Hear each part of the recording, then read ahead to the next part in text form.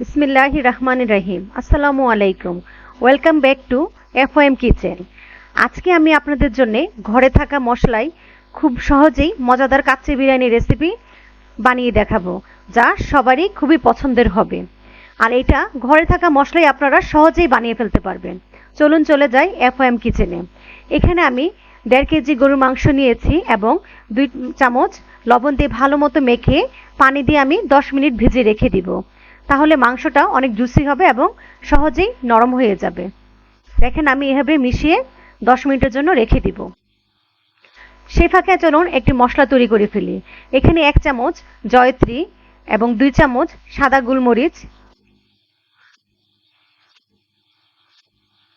2 চামচ পোস্ত দানা বাটা, 4-5টি সবুজ এলাচ, 1 চামচ শাহজিরা, 2 চামচ কিশমিশ এবং কিছু কাবাব চিলি। দেখেন কাবাব চিলিটা গোলমরিচের মতোই, কিন্তু একটু এভাবে ডাটা বের হয়ে থাকে। কাবাব চিলি দিয়ে দিলাম। এখন দিয়ে দিচ্ছি 6-7টি লং এবং কাঠবাদাম এবং পেস্তা বাদাম আমি ভিজিয়ে পরিষ্কার করে নিয়েছি। এখানে দিয়েছি 4-5টি কাঁচামরিচ দিয়ে এখন আমি কিছু পানি দিয়ে মশলাটা ব্লেন্ড করে রেখে দিব। দেখেন কিছু পানি দিয়ে আমি এটা ব্লেন্ড করে নিয়েছি। এখন মশলাটা আমি এক সাইডে রেখে দিব। আর এখন আমি একটু পেস্ট তৈরি করে নিলাম। কিছু পেঁপে ছিলকা সহ কেটে আমি ব্লেন্ড করে নিয়েছি। এখন আমি মাংসটা ধুয়ে পরিষ্কার করে নিয়েছি। এখন মাংসটা দেখেন আমি নিয়ে নিলাম। এখন আমি এতে দিয়ে দিচ্ছি একটু কিছু গরম পানি নিয়ে এতে 3 চামচ গুঁড়ো দুধ দিয়ে নেড়ে এতে দিয়ে দিব 1 চামচ ঘি এবং কিছু 1 চিমটি জর্দার রং দিয়ে আমি এটা নেড়ে নিব।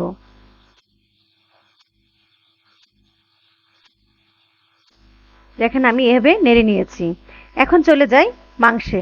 এখন আমি মাংসে 3 চামচ পেঁপে বাটা দিয়ে দিব। এখন দিচ্ছি 1 কাপ টক দই। টক দইটা ভালো করে ফেটে দিয়ে দিব। এখন দিচ্ছি স্বাদ মতো লবণ।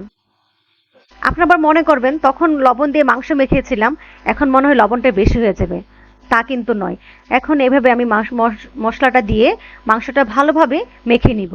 এখন দিয়ে দিচ্ছি 3 চামচ আদা বাটা এবং 2 চামচ রসুন বাটা। এখন দিচ্ছি সেই যে মশলাটা তৈরি করে রেখেছিলাম, বিরিয়ানি মশলাটা আমি এখন এখানে দিয়ে দিলাম। দেখেন মশলাটা পুরোটাই আমি দিয়ে দিচ্ছি। এখন দিচ্ছি 1 চামচ মরিচের গুঁড়া এবং 1 চামচ ভাজা জিরা গুঁড়া। এখন এখানে দিচ্ছি আমি 1 কাপ পেঁয়াজ বেরেস্তা। এভাবে একটু কষলিয়ে দিব যেন পেঁয়াজটা ভালো মতো মিশে যায়। এখন দিচ্ছি 1/2 চামচ চিনি। চিনি দিলে মাংসের স্বাদটা এবং বিরিয়ানির ব্যালেন্সটা খুবই ভালো আসে, স্বাদের ব্যালেন্সটা। আর এখানে আমি যে দুধটা আমি মিক্স করে রেখেছিলাম, সেই দুধের অল্প একটু আমি প্রায় 3-4 চামচ দিয়ে ভালো মতো মাংসটা আমি হাত দিয়ে মেখে নিব। যত মাখা হবে ততই মশলার ফ্লেভারটা মাংসে চলে আসবে। এখন দিয়ে দিচ্ছি যে পেঁয়াজ বেরেস্তা করেছিলাম, সেই পেঁয়াজ বেরেস্তা থেকে 1 কাপ আমি তেলটা দিয়ে আমি এখানে একটি কয়লা টুকরা দিয়ে তেল দিয়ে দিয়েছি এবং ঢাকনা দিয়ে দিব। তাহলে কয়লার যে ফ্লেভারটা সেটা মাংসে চলে আসবে। দেখেন মাংসের মধ্যে পুরোটা কয়লার ফ্লেভারটা চলে এসেছে। এখন আমি কয়লাটা তুলে রাখবো।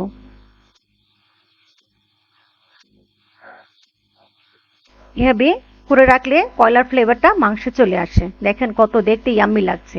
এখন দিয়ে দিচ্ছি 2 চামচ গোলাপ জল, 2 চামচ কেওড়ার জল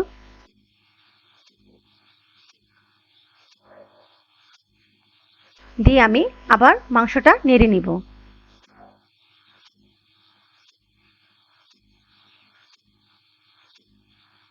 এখন আমার মনে হচ্ছে লবণটা একটু কম হয়েছে, তাই আর একটু লবণ দিয়ে দিলাম। লবণ দিয়ে আবার একটু নেড়ে নিব। এখন একটি মশলা 2টি তেজপাতা, 2 টুকরো দারচিনি, কিছু সবুজ এলাচ, 1/2 চামচ কালো গোলমরিচ, 2টা বড় কালো এলাচ, লং, শাহজিরা এবং কিছু জয়ত্রী, কাবাব চিলি এবং একটা স্টার অ্যানিস আমি দিয়ে দিলাম। এই গোটা মশলাটা দিয়ে আমি আবার মেখে নিব। তাহলে গোটা মশলার ফ্লেভারটাও মাংসে চলে আসবে। এভাবে আমি মাংসটা মেখে কিছুক্ষণের জন্য প্রায় 2 ঘন্টার জন্য রেখে দিব। এখন দিয়ে দিচ্ছি আমি 2 চামচ লেবুর রস। লেবুর রস দিয়ে আবার ঢাকনা দিয়ে আমি মশলাটা রেখে দিব। আর এখানে আমি বাসমতি চাল ভিজিয়ে রেখেছিলাম প্রায় 20 মিনিট। ভিজিয়ে আমি এটা ধুয়ে পরিষ্কার করে নিব। আর এখানে একটা পাতিলে আমি পরিমাণ মতো পানি দিয়ে কিছু জিরা, 1 টুকরা দারচিনি, 1টি তেজপাতা, 3টি এলাচ, কিছু পুদিনা পাতা এবং কিছু ধনে পাতা, স্বাদ মতো লবণ। লবণটা আমি 3 চামচ দিয়েছি, কারণ পানিতে একটু লবণটা বেশি দিতে হবে। আর এখন দিয়ে দিচ্ছি কিছু তেল। আর এখানে দিচ্ছি 3টি লেবুর স্লাইস, আমি রসটা চিপে দিয়ে দিচ্ছি। লবণটা বেশি দিয়েছি কারণ চালটাতে লবণটা ঢুকতে হবে। পানিটা যখন বলক আসবে তখন আমি চালটা ধুয়ে পানিটা ঝরিয়ে দিয়ে দিলাম এবং চালটা বলক আসা পর্যন্ত আমি ওয়েট করব। চালটা যখন 80% সিদ্ধ হবে তখন আমি দিব। আর যে পাত্রে আমি রান্না করব সেই পাত্রটা আমি তেল দিয়ে এভাবে আমি মেখে নিলাম, কারণ তখন আর মাংসটা পুড়ে যাবে না নিচ দিয়ে।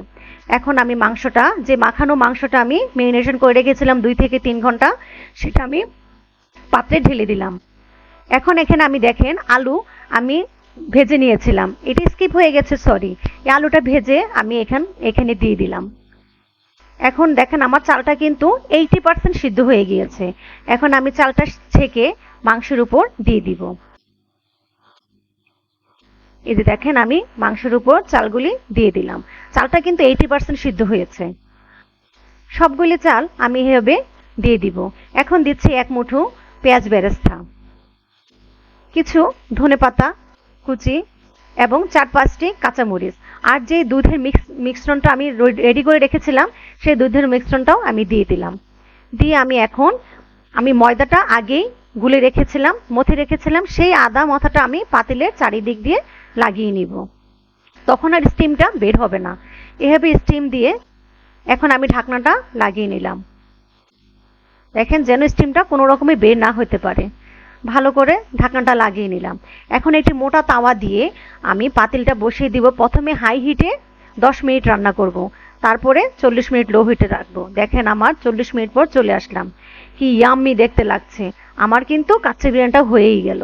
ইস, দেখতে কি লোভনীয় মনে হচ্ছে, তাই না? আমার তো এখনই খেতে ইচ্ছে। আমি বাবু চলে যাই খেতে। আর আপনারা আমার রেসিপিটা ট্রাই করে একবার দেখবেন। আমার রেসিপিটা যদি পছন্দ হয়ে থাকে লাইক, কমেন্ট, শেয়ার দিয়ে আমার পাশেই থাকবেন। Be happy, be healthy. দেখেন কি ইয়াম্মি লাগছে। Thanks for watching. আসসালামু আলাইকুম।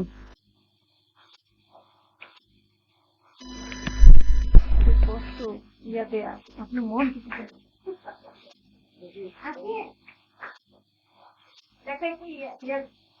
সব হয়েছে মনে দেখো।